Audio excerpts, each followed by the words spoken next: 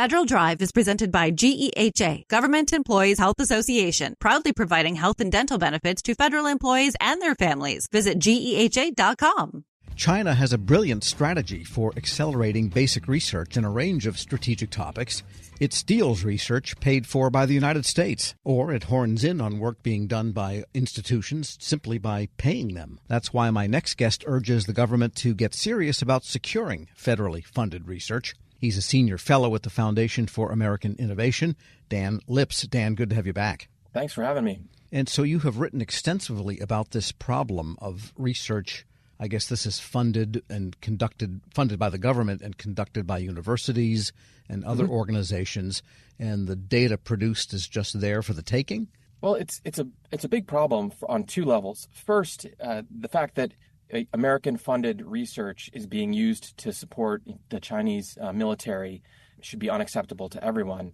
And on the second level, this is a problem that has been well known and established by Congress, a congressional investigation 5 years ago. Back in September, there was a new report, investigative report issued by the House China Select Committee and House Education and Workforce Committee. And what it found was that the Department of Defense and the intelligence community had funded more than 8,000 research papers that were jointly produced with researchers with links to the Chinese Communist Party or the People's Republic of China. Right. And so that means it's not necessarily theft or breaking in cybersecurity, but it's actual access by virtue of being a contributor? Absolutely. It's a partnership essentially with researchers with links to the Chinese government.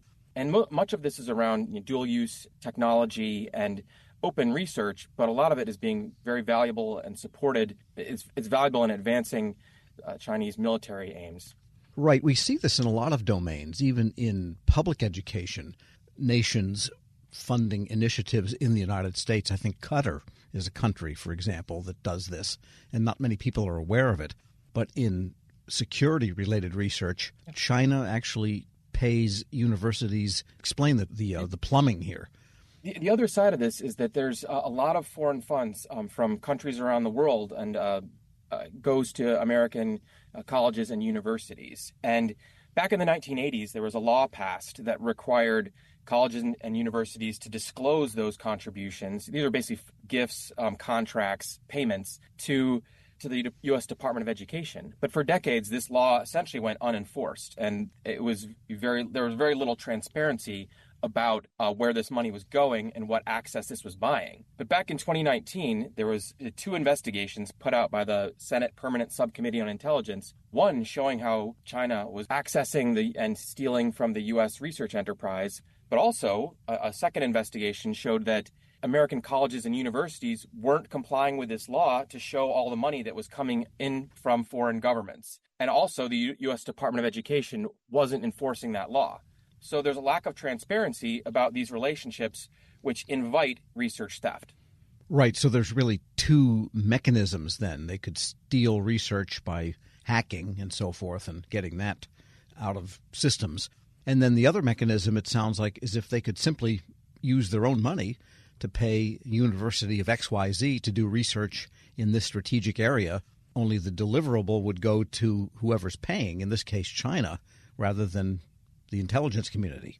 Yeah, it's basically a plan. It's a part of their 1,000 Talents plan to access information from the West to support their aims. And there's really two problems that could be solved here. First, the U.S. government could do a better job of deciding how to fund research. Back earlier this year, the Government Accountability Office produced a report.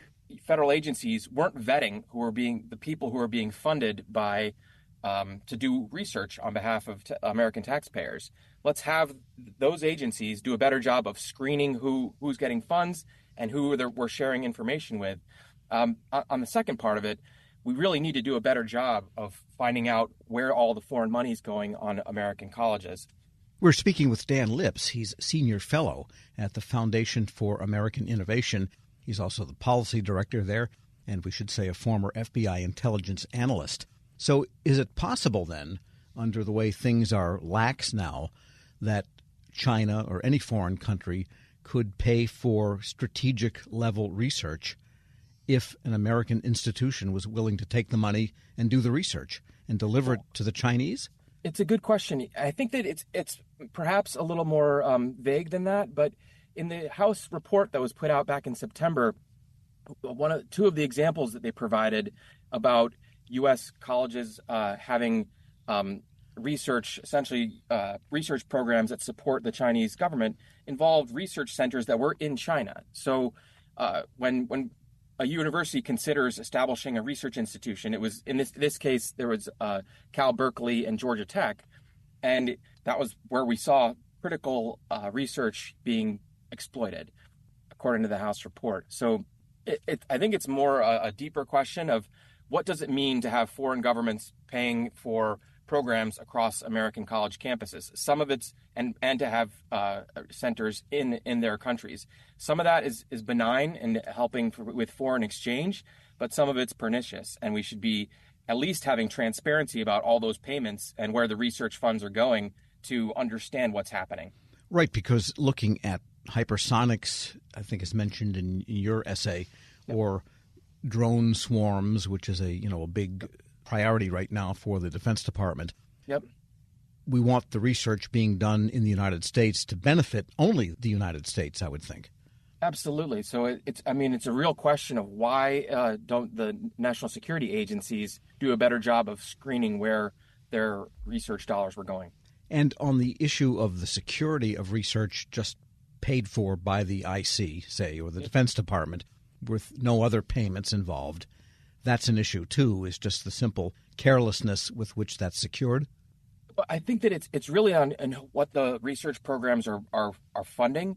This House report showed that there was more than 8,000 research papers that were co-authored by researchers with ties to the United States, but also by people with ties with the PRC. So I think there needs to be a better job of understanding where research funds are going, of vetting applications, of sharing information about between agencies to vet who are we funding to do research.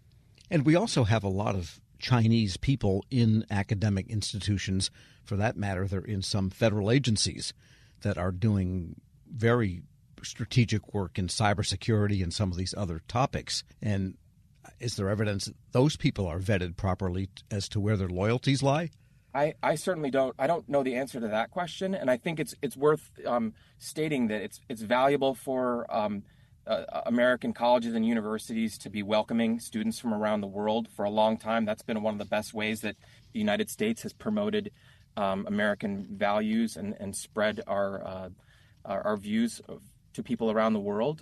Academic exchange is critical, but when it comes to basically shaping the strategies and programs and activities of American universities and of research programs, it's important for public and for everybody to know who's controlling those strings, where's the money coming from to do that, particularly when there's national security research at stake. And are there any legislative gambits going on right now that would start to get this under control? Yeah, the biggest one that I'm aware of is the House has a bill that was passed back in the winter called the Deterrent Act.